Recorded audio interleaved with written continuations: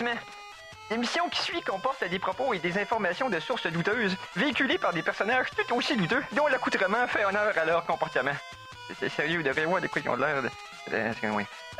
Si vous êtes malencontreusement offensé par un ou plusieurs propos des geeks contre-attaque, ce serait un peu comme se choquer après un bébé chien avec les gens encore collés qui vient vomir sur votre soulier. C'est cute, un bébé chien. En direct des entrailles de CKRL, voici les geeks contre-attaque!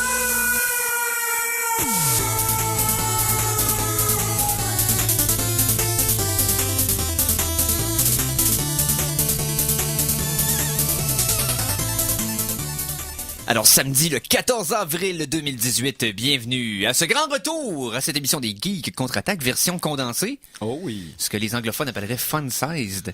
Hein? C'est l'ancien modèle. Ouais, c'est ça, là. Un bref de vrai concentré. Oui, un bref retour à nos origines. Donc, 1 heure avec vous. Vous écoutez les Geeks contre-attaque. Mon nom est Éric Lajoie. Je serai accompagné, dans le fond, de 3 autres personnes. Tout d'abord, en face de moi. Oui? Simon Boucher. Bonjour tout le monde. Yeah. J'ai un nouvel iPad pour lire mes nouvelles, ça va bien? Oh, nice. On se gâte. Vous venez d'entendre complimenter notre Simon Boucher national, Philippe Boucher. Je fais là, Philippe Boucher. Philippe Jarre, ok. Ouais, ça fait tellement longtemps qu'il m'a pas vu qu'il se souvient plus de mon nom. Ouais, mais c'est pas, il y a Simon Boucher. J'ai Philippe Boucher, puis le coach des remparts qui est parti, Philippe Boucher. Whatever.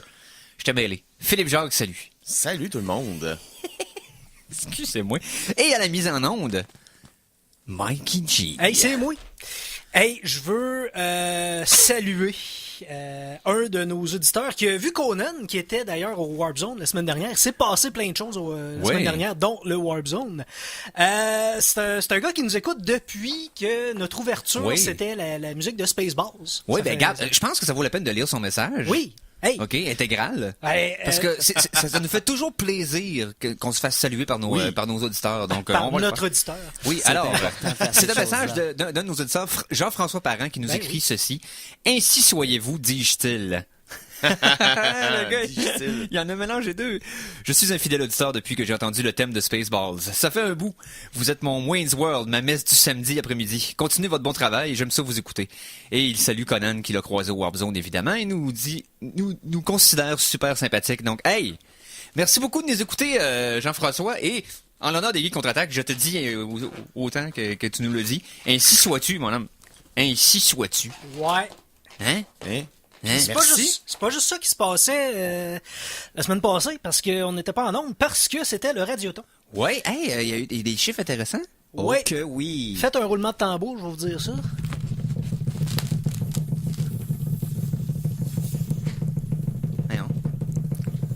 Mike. 40... Ah, ça n'a pas marché. Non, ça n'a pas marché, désolé. 48 974 $. OK, donc, ce que vous avez entendu, c'est une tentative d'inclure à son speech de l'hélium. Ouais. Ben, c'est rendu une tradition ici au Geek contre-attaque de se s'altérer la voix la fin de semaine suivant le Radioton, parce qu'il y a plein de ballons d'hélium. Je pensais que t'allais dire que c'est une tradition au Geek contre-attaque de manquer le spot. Ça aussi. Aussi. Donc, hey, les boys. On est là juste 1 heure, fait qu'aussi bien plonger tout de suite dans le vif du sujet. Vous en pensez quoi, vous? Pour apprécier les meilleures sources d'informations, vous devez vous exposer au pire. Voici les Geektualités. Alors, messieurs, que s'est-il passé dans l'actualité geek des 2 dernières semaines, selon vous? Plein de choses. Et, oui, ça aurait été le fun avec l'hélium. Ouais, mais la ballonne m'a explosé dans le visage. Pour vrai? Elle a explosé silencieusement. Ah, ok, ouais. Je fais ça moi aussi. Mais pour commencer les nouvelles cette semaine, on va ramener un vieil ami parce que on a goûté à des choses bizarres. Puis je veux dire, en tant que geek, des fois, il y a des gens qui sont des geeks de nourriture puis qui aiment ça, mais il y a des gens pour qui que se nourrir c'est trop long alors que tu pourrais retourner faire une autre partie de Fortnite ou quelque chose du genre. Bon. Parles-tu du Soylent? Oui, je parle du Soylent. OK. Parce que le Soylent, qui était quelque chose de pâteux, sans goût, sans désir. Quelque chose de grège. Quelque chose de grège qui te laissait un peu plus mort à l'intérieur, mais nourri. Tu pouvais commander ça sur Internet, mais maintenant, c'est beaucoup plus simple. Soylent, aux États-Unis, est arrivé dans les Walmart. Donc, quand c'est au Walmart, aux États-Unis, c'est legit, c'est vrai, c'est présent. Donc, vous pouvez acheter 3 saveurs de la version pré-mélangée, ainsi que dans 450 Walmart et dans 2500 7-Eleven, qui sont les couche-tard plus des États-Unis, dans le tiers des États américains. Donc, Soylent est vraiment rendu mainstream. Et voilà, c'est rendu... oui, là, présentement, c'est toujours en arrêt de production au Canada suite à des petits problèmes légaux qu'il y avait eu. Suite à la semaine de Mikey, on réalisait après ça que les années de radio qu'on suivit n'ont pas été très élogieuses pour Soylent. Mais là, Simon, tu vas me faire plaisir. Hein? Tu vas me dire que chez Walmart, il y a aussi un rack de Clear Coffee. Je ne m'avancerai pas là-dessus. Mais, donc, ce produit n'est toujours pas legit. Non, mais si t'es chanceux, ça se peut qu'une cafetière ait comme ça ait mis une cafetière pluguée, ça ait mis à couler à terre avec de l'huile mélangée, puis tu puisses en licher une partie sans que les employés te voient. Puis ça va probablement mettre la un même. Peu similaire. Ça va probablement être. T'as pas pensé mélanger ta poudre de Soylent dans du Clear Coffee? Il va falloir en racheter. Écoute, on va faire le test. Qu'est-ce qui manquait à la tuberculose? Le cancer. Mais... les garçons. De toute façon, Soylent en fait avec de la caféine inclus dedans. Donc, t'as pas besoin de rajouter du Clear Coffee. Parce que... mettons que t'aurais une hypothétique, dans le fond, dépendance à la caféine. Je dis pas ça comme si je savais c'était quoi. Mais non. C'est on fait une hypothèse. Donc, puis tu dirais, je voudrais vivre que de Soylent, mais à cause de ma dépendance, je ne peux pas seulement prendre du Soylent. C'est maintenant chose du passé. Voilà. Mais oui. C'est extraordinaire. Bon. Je suis ça de même, là. Mais il y a sûrement des gens pour qui ils pourraient trouver l'alternative intéressante. Il va falloir qu'on arrête de parler de ça parce que le monde va se rendre compte qu'on gagne à peu près 500 000 $ par émission juste à cause qu'on n'arrête pas de le mentionner. C'est tout Mikey qui le garde parce que moi, j'ai jamais vu la couleur de cet argent-là. J'aurais aimé qu'on m'avise. J'aurais aimé me fermer la gueule parce que là, il va tout falloir que je vous en donne. C'est toute la crypto-monnaie. De toute façon, ça va valoir un baril de poulet dans 3 semaines. Avec tout cet argent-là, je pourrais acheter quelque chose qui est sorti récemment puis qui est vraiment intéressant pour les fans de Apple. Oh, c'est-à-dire? Je suis un gros fan de Mac, donc c'est ça que j'ai à la maison. Je travaille avec ça tous les jours. C'est pour ça qu'on t'appelle. Puis tu manges beaucoup au McDo aussi. Au McDo, ouais. Au iMcDo. C'est pour ça qu'on t'appelle McDaddy aussi. Oui. Donc, si vous êtes fan de Mac comme moi, vous savez que quand vous ouvrez la boîte d'un produit Apple, il s'en dégage une odeur de produit neuf. Pour vrai? Fantastique. Une idée. Puissante et addictive. Ayant ouvert une boîte de iPad la semaine passée. Tu sais de quoi je parle, hein? Fait que, quand on n'a pas les moyens de s'acheter un nouveau produit Mac trop souvent parce que c'est cher, on s'achète cette... oui! C'est une chandelle à odeur de Mac neuf. On est rendu là! On est vraiment rendu là. Il y avait des sambons d'odeur de voiture neuve pour mettre une odeur de voiture neuve en permanence dans ta voiture. Pas neuve. Ce qui fait du sens. En guillemets, c'est dans guillemets. Tu sais, je veux dire, c'est comme le char neuf qui sent le char neuf. Ouais. Sinon, il y avait quand même c'était la chandelle au Burger King. Oui. Ouais. Maintenant, il y a la chandelle Apple qui coûte $24 en ligne. Soit dit en passant, elle n'est pas faite par Apple. Non, c'est ça. Par 12 il manquerait juste une autre colonne pour te promener dans les conventions de geeks. C'est en un peu sur le côté. Burger King, je me suis trompé, c'est pas une chandelle. Mais une autre colonne Apple. Tu te promènes puis tu sens l'ordi neuf. Oui, mais maintenant, en tout cas, je peux faire l'amour à ma femme avec la douce odeur d'un Mac neuf dans la pièce. C'est excitant. Oui. Parlant d'Apple, j'ai comme un doute. Parlant d'Apple, honnêtement, je savais pas comment faire un segue vers ça, mais tiens, on va le faire maintenant. Plusieurs personnes, il y a des rumeurs puis il y a des semi-confirmations depuis plusieurs années que Apple veut aller dans le monde de la production télévisuelle pour aller avec leur service d'Apple Music puis de vidéos sur demande, etc., etc. Ils veulent se faire un Netflix eux aussi. Mais un peu comme Sony a fait, dans le fond, sur son marketplace avec des petites séries exclusives. Tout ça, Sauf que là, ils viennent d'aller chercher quelque chose de gros. Déjà là, ils ont embarqué quand même, j'avais déjà parlé, quelques gros noms, mais là, ils viennent d'obtenir pour les vrais geeks les vrais geeks, vous allez avoir un genre de tressaillement dans le plus profond de vos âmes. Mais ils viennent d'obtenir les droits de faire une série télé basée sur la série Fondation d'Isaac Asimov. Hey, ça, c'est... C'était pas... Ben, ça s'est promené, ces droits-là, dans les dernières années. Là. Oubliez pas, HBO était supposé en faire une, et ça s'est pas manifesté. Et là, c'est rendu Apple. Ouais. Mais sérieux, je trippe. J'ai trippé sur cette série de livres-là. Là. J'ai aucune idée comment tu peux adapter ça. Non, c'est ça. Je sais que je vais être déçu, mais je veux que ça existe. On disait la même chose de faire quelque chose avec Le Seigneur des Anneaux. On disait la même chose de faire la même chose avec Dune. Mais c'est peut-être le côté narratif qui va être bizarre à interpréter. Un peu comme World War Z a été complètement saboté parce qu'on a voulu faire une histoire linéaire avec au lieu d'un genre de documentaire anecdotique, ce qui était le livre. Et dans le cas de Fondation, je veux dire, c'est une histoire qui s'étend sur des millénaires. C'est un space opéra, c'est des millénaires basés sur de la science sociale qui se tient pas la route en partant. Mais ça va être merveilleux. Et des pouvoirs mentaux qui nécessitent une espèce d'introspection pour narrationner tout ça. Ça si va t'es être pas dans la bizarre. peau du protagoniste, ça va être spécial. J'ai hâte de voir comment ils vont s'y prendre. Ben, de toute façon, ils ont engagé des gros noms au cours des dernières années pour faire des séries. D'ailleurs, si on reste dans les gens qui achètent des droits de série puis on sait pas ce qu'ils vont faire avec. Quoi? Je suis supposé continuer. Ben là, c'est parce que t'as fait une phase de transition. J'attendais l'autre côté de la transition. Netflix aussi sont vraiment en discussion très avancée pour obtenir le contrôle de EuropaCorp, qui n'est pas une corporation dans un monde cyberpunk qui est post-apocalyptique. Non, c'est ça. C'est pas une compagnie spatiale qui essaye de se rendre sur une des lunes de Saturne. Mais c'est la maison de production de Luc Besson. Ah. C'est pas Saturne, Jupiter. Excusez-moi, Europa, c'est une lune de Jupiter. Oui. Hey, mon Dieu, ce que je viens de dire là. On l'échappe un petit peu. Oui, donc, la compagnie, dans le fond, qui a distribué une grosse partie des films de Luc Besson depuis proche de 30 ans, là, 20 ans? Depuis 99. 99. OK, 99, 20 ans. Proche de 20 ans. C'est ça.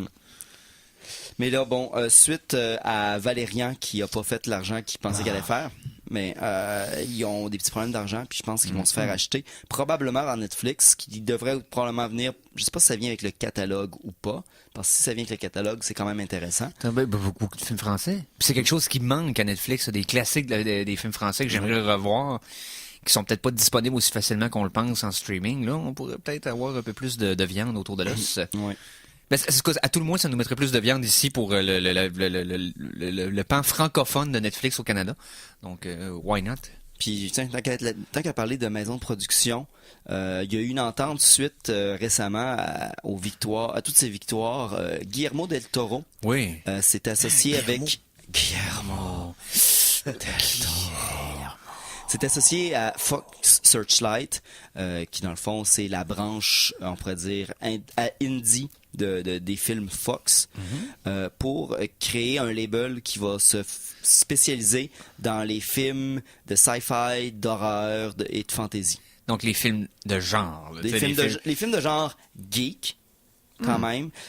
Puis c'est, dans le fond, qui va être un travail conjoint avec Guillermo, qui va vraiment servir peut-être de personnes qui aident à sélectionner les projets ou des choses comme ça ici. Donc, consultant aussi. Nice. On fait une petite pause musicale en regardant l'heure? Ben oui. Okay. Ben oui. Ben oui, ben oui. La chanson de la semaine! Chanson de la semaine numéro 1. Et là, on va y aller avec ce que j'ai trouvé sur Overclock Remix cette semaine, c'est-à-dire une chanson je dirais un des premiers jeux forts sur la première console Game Boy. Si je parle pas de Tetris, je parle de quoi? Balloon Fight. Non, au Game Boy. Je le sais. Au Game Boy, l'original Alors, Super Game Mario Boy. Land, là, c'est évident. There you go. Oui, bien sûr. Super Mario Land. Donc, on va y aller avec un réarrangeur du nom de Suzume Bachi, qui nous reprend ça de façon un peu gloomy, les thèmes des deux premiers écrans.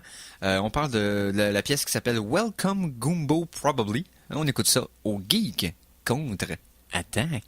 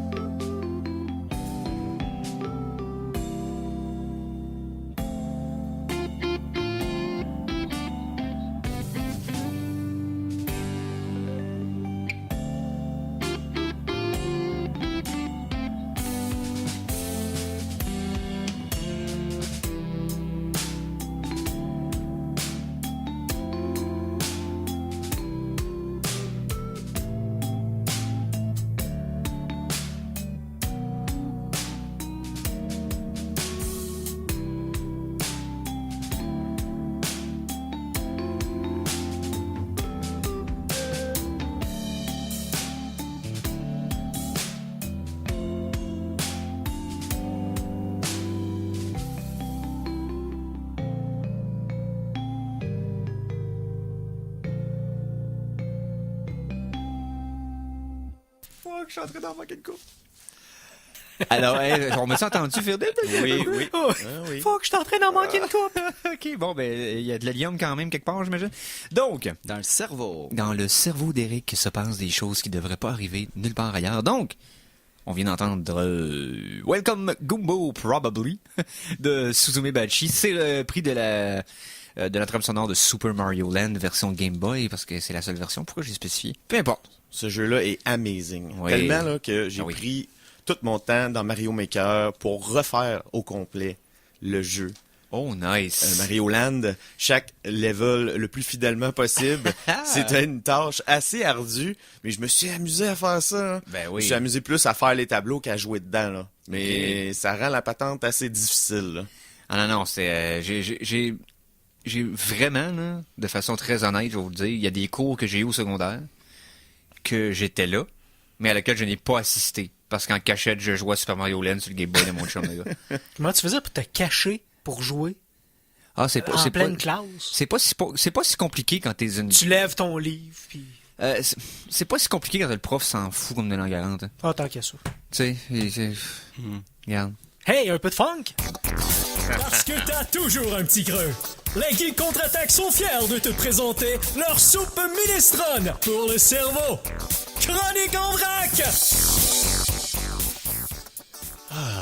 Donc, merci pour le funk. Ben, de rien. Play that funky music, Mikey Boy. Ben oui, ben c'est ça, j'ai le faire. Donc, Je voulais aller en jeu vidéo, mais avant, j'ai une nouvelle ici que je peux pas ne pas parler de. Parce que il y a une nouvelle tortue qui a été rajoutée dans les espèces en voie de disparition. Oh. Et puis, vous savez à quel point, bon, j'aime les créatures qui ont des cloaques. Et c'est une petite tortue d'environ, quand même grosse, 40 cm de long, qui se trouve dans les rivières dans le Queensland. Puis est rendue en voie de disparition. Mais ce qui est cool avec cette tortue-là, c'est qu'elle a naturellement un genre de mohawk vert sur la tête. Oui, elle est chevelue. Oui. Hein? Elle est punk? Oui. Je vais vous montrer pour les amis en studio les cheveux. On dirait vraiment comme c'est de l'herbe, mais c'est pas de l'herbe. Donc, un vieux pet, un pet à groom, en tout cas. Oui, et puis, il y a autre chose aussi. Cette tortue-là sous l'eau a des branchies qui sont situées dans son cloaque. Fait que son cloaque fait vraiment tout. Oui, dans son trou d'excrémentation, de reproduction, de défécation et de respiration qui se trouve en dessous de sa queue. Ah ben c'est bon. Hein, oui, fait que honnêtement, c'est... Mais elle une respire tortue... par le cul. Une tortue avec un mohawk, ça fait pas un mélange des good and bad guys de TMNT? C'est direct ça j'allais dire. Mais, oui. Au-delà de ça, ça reste que, suite à cela, elle est présentement en voie de disparition suite à la destruction de son habitat parce que, comme d'habitude, maudits humains. Une créature si merveilleuse et si délicate. Je suis vraiment fâché. Simon est en deuil. Alors, c'était la chronique zoologique avec Simon. Ah, mais non, attends, non. après ça. Sinon, il y a des c'est quoi le nom en français de ces animaux-là? C'est des macareux. Des macareux. Des macareux, ouais, les oiseaux avec le genre de bec coloré qui se tient sur le bord des eaux. Ben, on a découvert quelque chose qu'on savait pas sur eux. Leur bec réagit aux lumières fluorescentes. OK. Donc, lorsque vous exposez un macareux à une black light, beaucoup de sections du bec vont sortir de la lumière et vont être fluorescents. Puis là, on le savait pas parce qu'on l'avait juste jamais fait. On sait que les oiseaux ont des spectres de vision qui sont plus larges que le nôtre.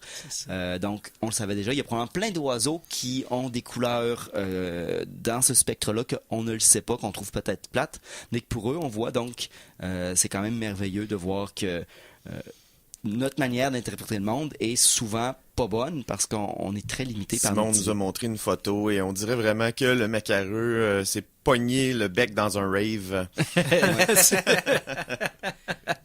C'était magnifique.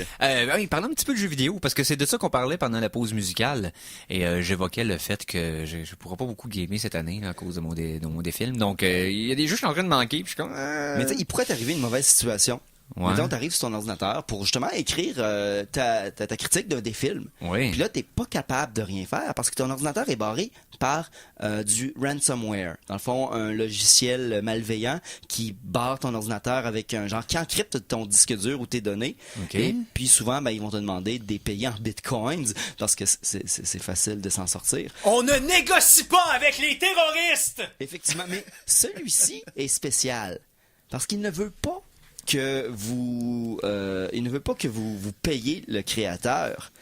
Il faut tout simplement que tu joues à PlayerUnknown's Battleground pendant 1 heure. OK. Sinon, il bloque ton ordi. Ton ordinateur est bloqué, puis pour débarrer tes données sur ton ordinateur, tout ce que tu as à faire, c'est jouer à PlayerUnknown pendant 1 heure. C'est une façon de publiciser leur jeu ou... Ben, garder leur chiffre de Non, mais c'est pas la compagnie parce que, c'est un crime. Ça se pourrait Ah, pas que c'est un c'est crime. ça. Fait que, mais ça reste que c'est probablement une joke qui a été faite. Puis je veux dire que vu que PlayerUnknown jusqu'à très récemment était le plus gros jeu au monde, c'est ça qui arrive. Ça veut dire que t'as pas le choix de te l'acheter, là.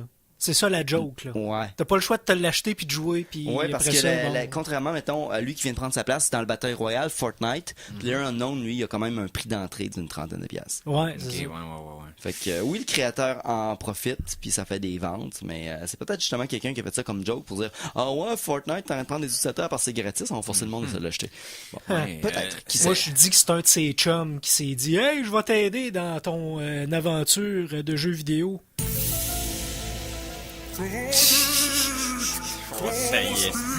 Ça y est, Mikey, ça y est. Bon, faut que je vais aller me mettre un casque de Ouais. papier d'aluminium. Ben oui. Aussi, cette semaine, tu t'allais terminer ça? J'allais terminer une dernière chose parce qu'il Oui. t'a annoncé quelque chose hier qui est extrêmement important qu'on annonce.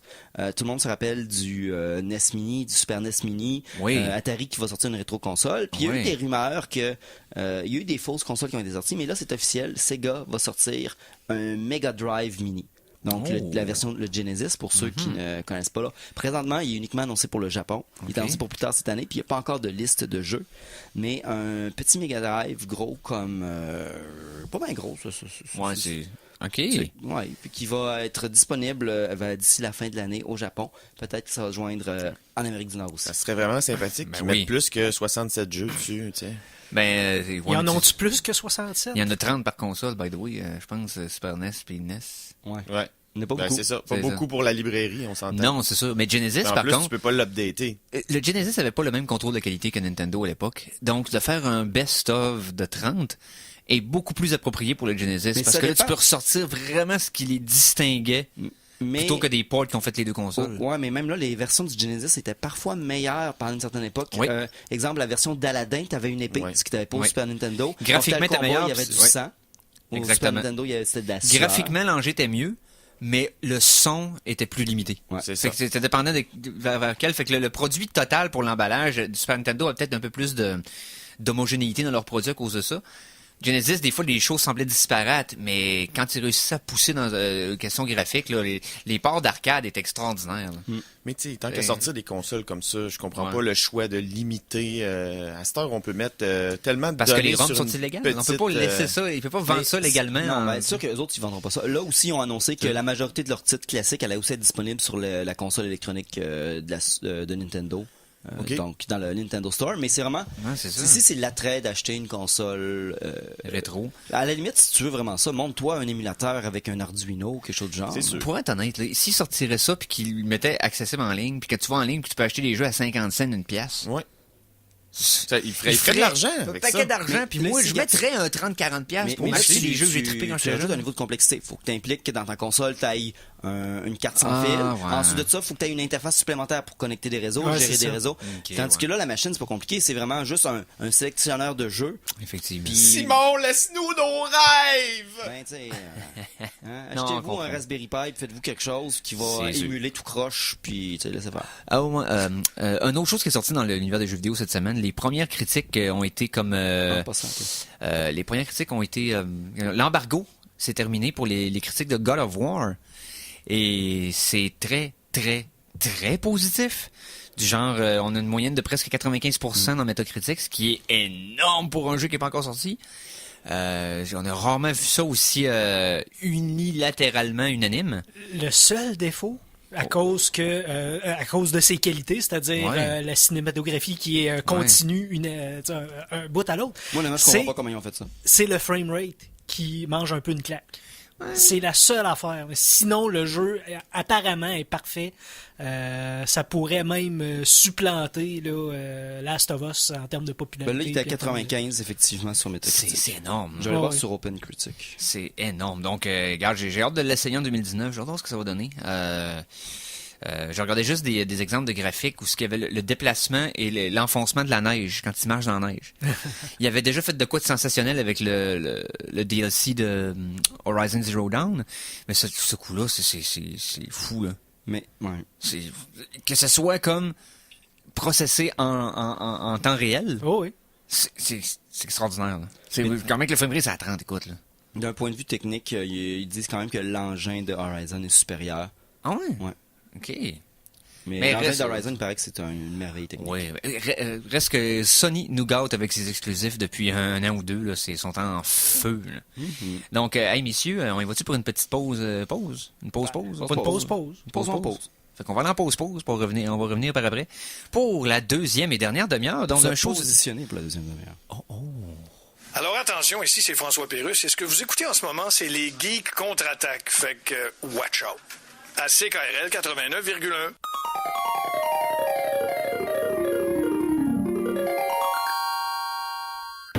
De retour de la pause, revoici les Geeks contre-attaque! Et nous sommes de retour pour la deuxième partie de l'émission de cette semaine des Geeks contre-attaque en ce 14 avril 2018. 13 hier, come on. Ah, c'est vrai, vendredi 13. Ah oui, d'ailleurs, parlant de ça. Mikey, s'il te plaît. Un film par jour, tous les jours, pendant 365 jours. Éric Lajoie vous présente... des films 2018. Oh, man. Wow. C'est Il y avait de la testostérone là-dedans. Oui, Phil, c'est la première fois que tu le vois live. Non, la deuxième. Ah, c'est la deuxième fois que tu le vois faire ce thème-là yes. live. Il est intense, pareil, hein? Quand même, il était plus intense Mikey que la première fois. Se transforme.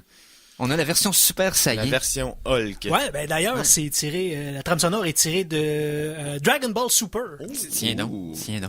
Donc, 2 semaines depuis notre dernière émission. Donc, vous pouvez imaginer, j'ai écouté 14 films depuis.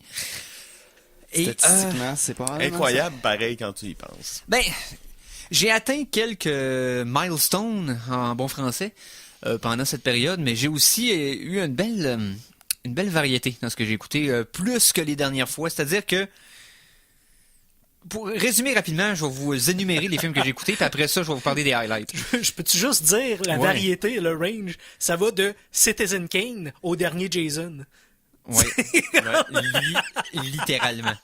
Littéralement. OK. Jason Kane ou Citizen Jason. Ouais. Donc, j'ai écouté Annihilation le premier samedi, le samedi soir de l'émission qu'on avait faite il y a 2 semaines. Que je vais en parler tantôt, là, j'ai adoré ça. Le deuxième film de Mortal Kombat? Non. Non. Annihilation avec Nathalie Portman. Ensuite, j'ai écouté Maniac Cop avec Bruce Campbell et Robert Z'Dar. Yeah. Ensuite, Black Hat, donc le film de Hackers de Michael Mann.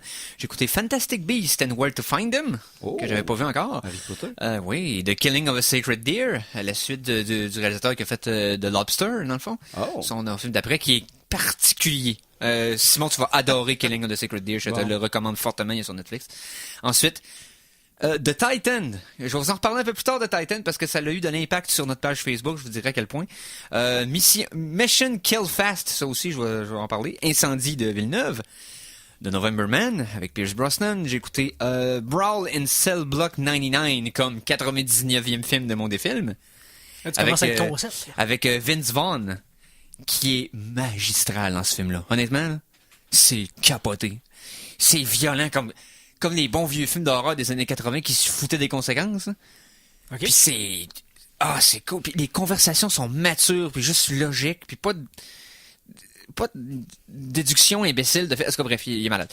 Ensuite, j'ai écouté comme 100e film du défilm, parce que oui, je me suis rendu à 100 Donc, hey, on se salue dans la rue. Salut, Master. Donc, salutations live de la rue. Donc, j'ai écouté Citizen Kane comme 100e film des films cette année. Je n'avais jamais vu Citizen Kane. Donc, moi non plus, d'ailleurs. Fort probablement le film le plus vieux que je vais écouter de mon des films. Je pense pas que je vais descendre en bas de 1941. Le plus vieux et paradoxalement le plus avant-gardiste. Dans un certain sens, oui, parce qu'il était littéralement, là, question technique, 20 ans en avance sur ses contemporains. Non, ça va. Ce film-là, en couleur, aurait sorti fin 60 et aurait passé comme du beurre dans le poêle. C'est ça. En tout cas, bref. Ensuite, j'ai écouté comme 101e film. On m'a mis au défi, j'ai écouté les 101 Dalmatiens. Avec Glenn Close. Ouais. Elle est extraordinaire dans le film, là. Oui, ne me prenez pas, elle est malade, elle te bouffe l'écran chaque seconde qu'elle est là. Cependant, le film est imbécile. Cependant, il y a un film autour de ça. C'est innocent. Mais innocent. C'est un film de chien. Un flot de 5 ans ferait comme, mais voyons donc, c'est bien niaiseux. Exactement, Tommy. Donc, c'est ça, Simon, il connaît, il a eu son lot de films de chiens depuis qu'il est avec sa copine, je pense. Fait que, c'est pas si pire. Netflix est parti sur une chaîne de Benji, tu devrais te gâter de ce temps-ci. Non, merci. Ensuite, j'ai écouté Prisoners, un autre film de Denis Villeneuve. Et j'achève mon marathon hollywoodien de Denis Villeneuve, m'en reste un à voir, que je vais écouter cette semaine. Restez le marathon bollywoodien de Denis Villeneuve. Y a-tu commencé ça? Je sais pas. Et hier, c'était vendredi 13, j'ai écouté Friday the 13th, le seul que j'avais pas vu. Le dernier? Le remake de 2009. Ouf. Qu'est-ce qui est particulier des films que j'ai écoutés dans les dernières semaines? J'avais, jusqu'à maintenant, OK? Les 89 premiers films que j'ai écoutés, j'avais une seule note de 1. OK? Un film que j'avais aucune qualité à noter, que même s'il y avait des trucs qui étaient corrects, j'avais détesté l'expérience dans son entièreté. En 2 semaines, j'en ai eu 3. Ouh. 2 consécutifs. Oh, ça fait mal. Ça fait mal. Mais ça n'a pas affecté ton désir de voir des films? Non. Okay, non, pas du tout. Mais c'est ça. Il y avait des risques. Tout d'abord, The Titan. Pourquoi ça a eu un impact? Je sais pas pourquoi ça a eu un impact à ce point-là. Ma critique était assez... virulente? En dehors des sentiers battus. Au lieu de critiquer directement le film, j'ai juste parlé de ce que les 3 actes du film représentaient pour moi, c'est-à-dire que le film, à chaque 5 minutes, essayait de saboter les 5 minutes d'avant et aller jusqu'à la fin. Oui. Et j'ai été de façon... j'ai imagé la critique dans une genre de visite de bar, et la portée de publication de cette critique a triplé la moyenne régulière et a dépassé la meilleure qu'on avait à date depuis le début, depuis le 1er janvier, de 250 quelques. Fait que The Titan, c'est peut-être la seule chose que je vais regarder positif de ce film-là, c'est qu'il a fait parler de nous autres sur les interwebs. Donc, OK, fair enough, moi y donner. Deuxième des choses à remarquer. Mon deuxième, un Friday the 13th. Tu viens de te faire scraper ton enfance. Moi, je l'ai vu ton juste adolescence. une fois. Ça a été produit par Michael Bay en passant. Non, il n'y a pas d'explosion. Ce qui a d'explosé, c'est, je pense, la franchise de Vendredi 13. C'est le shaky cam qui a explosé. OK, maintenant que tu fais une liste de tous les trucs qui sont pathétiques, faciles, cheap et poche à faire dans un film d'horreur, ils ont tout coché. Wow. Tout. En double puis en triple. Pourtant, il y a moyen de bien faire parce que j'écoute la saison 2 présentement de Ash vs. The Evil Dead et c'est fantastique parce qu'ils nous ramènent tous les trucs du livre de l'horreur classique, mais ils le font tout comme il faut. Ouais. Ils l'amènent bien, puis c'est intéressant. Tandis que Friday the 13th, c'est parce que dans la lignée des remakes récents de films classiques, OK, on s'entend que Nightmare on Elm Street, ça n'a pas été un succès non plus, là. Non. Mais pas tout, bitch. Mais le Massacre à la tronçonneuse. Oui. Laquelle version, les 45? Il en sort pas 1 ou 2 semaines. Je sais, mais le remake qu'il y avait eu fin 2000, OK. en 2007-2008, était décent. Il était quand même cool parce qu'il respectait le ton de l'original. Oui. Le script était linéaire, c'est-à-dire qu'il suivait l'ordre qu'il était supposé suivre, et on voyait lesquels. C'est que dans Friday the 13th, là, c'est de l'incompétence peu. Tu vois rien. Oui, il est sombre, ce film-là. Il est sombre et mal éclairé. Parce que j'ai écouté Hush une couple de semaines, et ça se passe toute la nuit et tu vois tout. Tout est clair, tu vois les lieux, tu vois tu saisis qu'est-ce qui se passe à tout moment. Ça peut être intéressant quand on veut mettre un peu de mystère dans un sens. Camoufler. Surtout quand Jason est là, on peut amener... Ça pourrait être un angle intéressant, mais... Oui, mais ça sert dans ce cas-ci à camoufler leur pathétique incompétence. C'est dégueulasse. Les quick cuts à pu finir. Je veux dire, les meurtres sont pas créatifs. Dans toutes les Jason, il y a tout le temps eu des... Effectivement. Il y en a un qui est cool. Peut-être deux. OK? Celui qui suspend la fille... Bon, spoiler pour Friday the 13th 2009. Il y a un méchant. OK? Il y a une fille qui est suspendue dans un sleeping bag au-dessus d'un feu de camp. Puis la façon que ça arrive et la façon que les autres assistent à ça, j'ai applaudi 2-3 petits coups. J'ai fait un petit golf clap. C'était comme nice.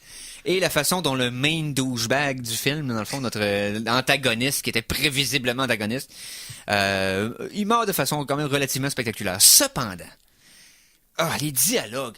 J'écoutais ça qu'un ami qu'on a en commun, Dominique Fizet, pour pas le nommer, et on prédisait d'avance... On ne le saluera pas. Ouais, on ne le saluera pas. Je tiens à le mentionner sans le saluer. Donc, on écoutait... On était capable de prédire les punchs et ce qui allait arriver dans les prochaines minutes avec une exactitude qui était décourageante.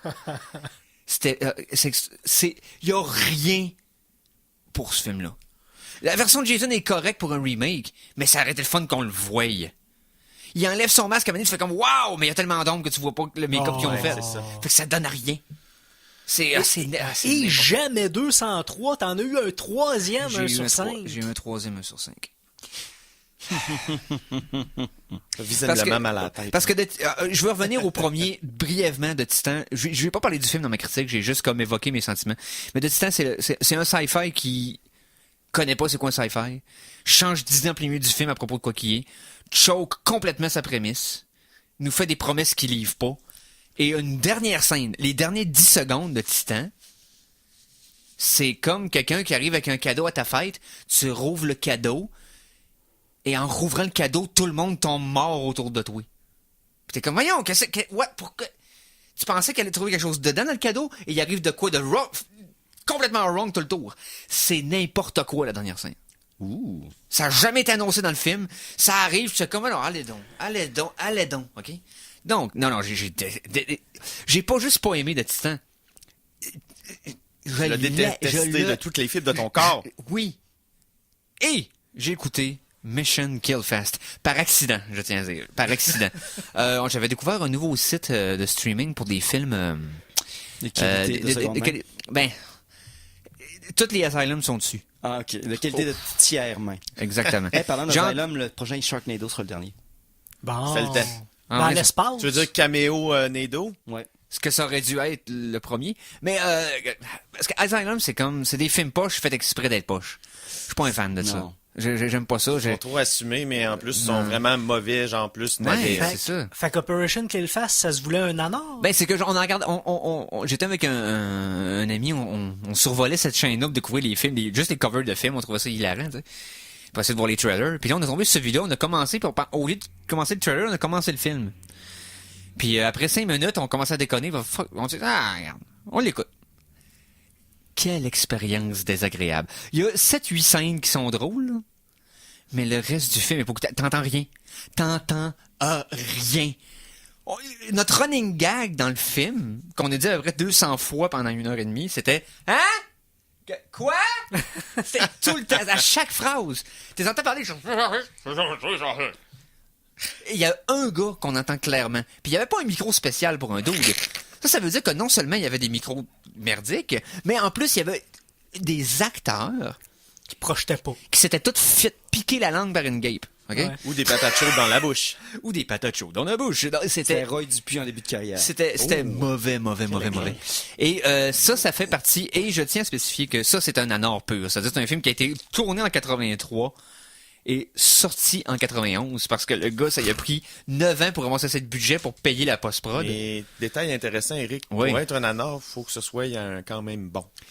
Ben, c'est bon dans sa médiocrité. C'est-à-dire que c'est que dans le fond, l'activité d'écouter des nanars, en fait, on va en parler un peu. Oui. On va en parler un peu. Fait. Parce que l'activité d'écouter ça, c'est que il y a des risques à participer à cette activité. C'est un sport extrême. Oui.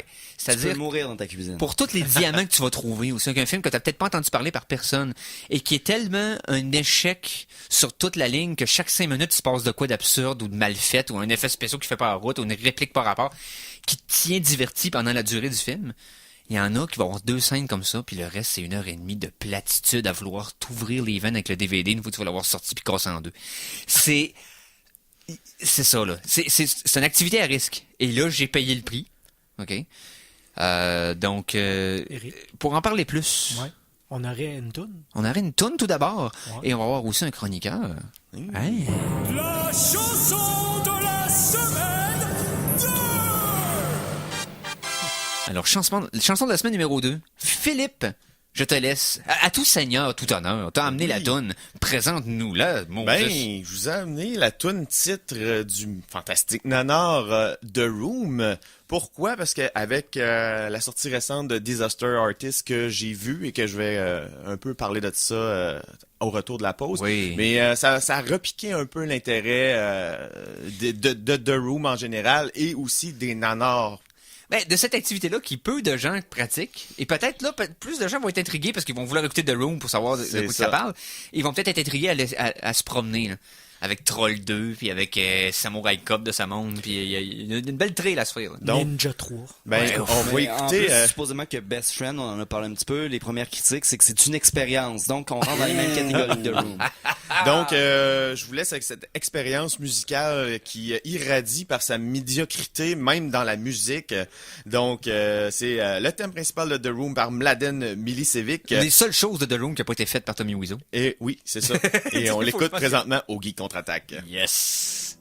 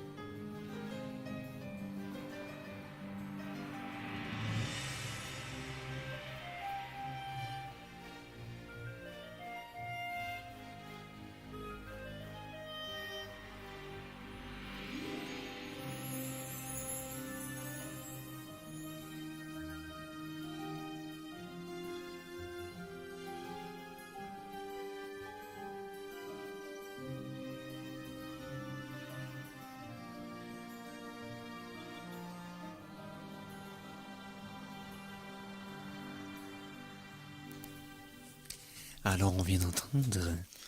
La chanson principale du film The Room. La chambre. La chambre. Dans la chambre où il fait froid. Milicevic. Et vous avez écouté ça à l'antenne des Geeks Contre-Attaque. Tout à fait. C'était doux dans l'oreille. Mais là, j'ai un thème pour vous autres. Hein? Le fond du baril scruté à la loupe. Voici notre virologue, Philippe Jacques. Alors, on vient d'entendre ton plus grave. J'ai l'impression qu'on va entendre ton plus aigu encore, Mikey. C'était-tu correct?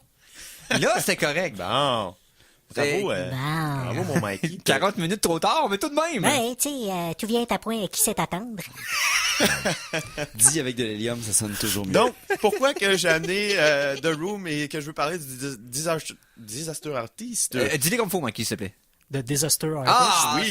C'est fini. Ah, ben là, c'est fini. Tout finit par passer. Dans le fond, c'est parce que aussi, on parlait de Dominique Fizet, tantôt, que je ne salue pas. Non, c'est son mention, mais on ne le salue pas. Je le mentionne, mais je ne le salue pas. On a réécouté The Room avec Mikey et Dominique. Oui. Et ça ravivait un peu l'intérêt, parce que j'avais lu le livre Disaster Artist. Oui, sur lequel le film est basé, d'ailleurs. J'ai aussi vu le film Disaster Artist, que j'ai trouvé très bien, qui m'a surpris. D'ailleurs, c'est-tu moi où le logo du Radioton 2018 de CKRL ressemble au cover de Disaster Artist de loin? Oui. C'est ça de même. Mais j'ai surtout, je suis en train d'écouter d'écouter le livre audio de Disaster Artist. Pourquoi? Parce que ce qui est intéressant avec ce livre-là, c'est que c'est Greg Sestero lui-même qui fait la narration. Puis c'est l'histoire de Greg Sestero dans son tournage. Donc, c'est lui qui parle de son expérience avec Tommy Wiseau. Et il faut écouter Greg Sestero faire son imitation incroyable de Tommy Wiseau. À chaque fois qu'il prend sa voix, j'ai l'impression que je vois Tommy dans ma tête. C'est identique. Je voulais amener un extrait, mais bon, je me suis endormi un petit peu là-dessus. C'est pas nécessairement le fun d'avoir Tommy dans sa tête. Non, écoute, son accent fantastique me hantera jusqu'à ma mort. Donc, Sestero aurait pu jouer Wiseau. Oui. Mais en tout cas... Nice. Je le conseille à tout le monde de l'écouter. C'est vraiment un très bon audiobook à conseiller à tous. Yes. Et là, on enchaîne sur... l'angle que je voulais amener, c'est un peu les nanars en général. Et des The Room, tu disais les diamants qu'on va trouver. Là, on trouve plein de trucs pas intéressants aux côtés quand on écoute des nanars, mais des gemmes, il y en a. Oui. Et j'en ai découvert une récemment chez Mikey. On a fait un spécial La Canon. On a commencé ça avec le film que je vais parler. Mais en deuxième, on a écouté aussi Enter the Ninja de la compagnie La Canon, qui a produit beaucoup de films de Chuck Norris à l'époque. Le premier des 3 films de Ninja, dans le fond. Là. Oui. Donc, le film qu'on a écouté en premier, j'y faisais pas confiance, pantoute. Ça s'appelle The Apple. C'est un musical. Toi, depuis tantôt, qui dit que t'étais un fan de Apple. Oui, mais c'est ça. Il y avait ça voulait en venir à quelque chose avec ça. Tu sais, c'était pas innocent comme référence, là. Mais non. On sème les graines depuis on commence ce film-là avec aucune attente, aucune envie d'écouter ce film-là. Je partais personnellement à moins 10, parce que moi, les comédies musicales, j'haïs ça. Bon. Je trippe pas là-dessus, moi non plus. Puis là, le premier numéro musical, tout de suite en partant, avec le lead qui sait pas chanter pantoute, qui a une voix de crécelle. Puis tu te dis, ça va vraiment être le lead de ce film-là. Et oui, ça va être... C'est pas vraiment le lead, mais c'est l'antagoniste principal. Il devient le méchant un peu. Qu'est-ce qui se passe dans The Apple? C'est un petit couple du nord des États-Unis qui... Dans le fond, c'est dans un futur post-apocalyptique. Ils rentrent dans un concours de chant et c'est un méchant producteur. Hunger Games avec des chanteurs. C'est ça. Qui pousse son concept tellement loin qu'il devient le gouvernement. La compagnie 10 devient le gouvernement. Ça revient un peu comme les mégacorps. Oui, c'est ça. Et puis, notre petit couple passe de inconnu à superstar. C'est comme un mélange de... Attends un peu, c'est quoi t'avais dit tantôt? Hunger Games, Shadowrun, puis La Voix. Oui. C'est comme l'anti-2112, parce que ceux qui sont fans de Rush savent que le concept de l'album, c'était un gouvernement totalitaire qui avait banni la musique, puis c'est la musique qui sauve le monde. L'univers. Oh, oui, c'est ça. Mais il y a des petits détails le fun aussi dans ce film-là. J'ai découvert que c'est probablement là qu'a été poignée l'inspiration pour la fameuse Homer. Oui! La voiture d'Homer Simpson dans les premières saisons. Oui, qui était ridicule. Toutes ces idées semblaient faire du sens, puis une fois mis ensemble, c'est une horreur de la nature. Avec une bulle, deux bulles pour les enfants en arrière. C'est la réplique exacte. Avec les petits klaxons sur le dessus, avec un ailerons en plywood. C'est magnifique. Il y a des millions d'Homères dans ce film-là. Écoute, je sais que vous deux, vous l'avez pas vu, mais je vais vous faire subir The Apple très bientôt. Pourquoi? Parce que c'est un bijou. À la fin de ce film-là, on a ri, et on en voulait encore. Et les maudites chansons, c'est des vers d'oreilles incroyables qui te restent jusqu'à ta mort. Oh, écoute, c'est une expérience fantastique. C'est l'apanage de la plupart des comédies musicales qui se respectent. C'est faut que les tunes rentrent dans la tête rapidement. C'est ça. Je veux dire, aime ou aime pas. Je veux dire, The Rocky Horror Picture Show, c'est un film culte. Oui. Cannibal the Musical, si vous avez vu le premier film en live action de Matt Stone et Trey Parker. Oh oui. Ces tunes-là rentrent dans la tête immédiatement. Mais ce qui rend ça encore plus nanar, parce que tu sais que pour un bon nanar, il faut que tu veuilles. Il faut qu'il y ait un intérêt à rendre ça grandiose. Ouais. Mais Tommy Wiseau pensait que... pas de moyens. C'est ça. Tommy Wiseau pensait que The Room était une nomination aux Oscars. Que le talent ne soit pas à la hauteur de l'ambition. C'est ça. Mais avec The Apple, c'est que la Canon a mis tous ses paniers dans ses œufs dans le même, ses paniers dans le même œuf. Parce que c'est la Canon. Hein, ils ont fait tout à l'envers. Donc ils étaient tellement sûrs que ça allait faire un succès qu'ils ont injecté du budget puis du talent puis des comédiens. Il y a énormément de ressources dans ce film-là. Okay, donc beaucoup de production pour peu de contenu. Et voilà. Tout est raté, mais de façon magistrale. Bon, hey, un beau petit détour pour ceux qui veulent s'immiscer dans l'activité risquée, mais tellement satisfaisante de l'écoute de Nanar. Donc, hey, merci beaucoup, Phil, d'avoir été là. Ça fait plaisir. Tu vas va revenir pour un 90 bientôt. Ben oui. Hey. Hein? Merci à Simon. Hey, ça fait plaisir.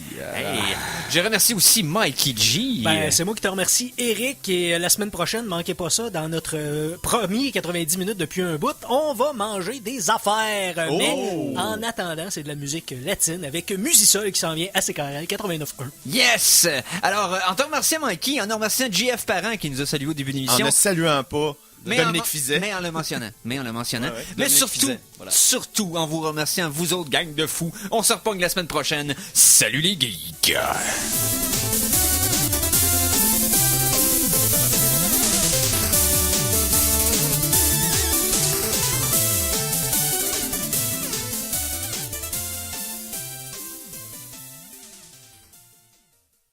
Téléchargez l'émission Les Geeks contre-attaque sur ckrl.qc.ca ou abonnez-vous à son podcast sur iTunes.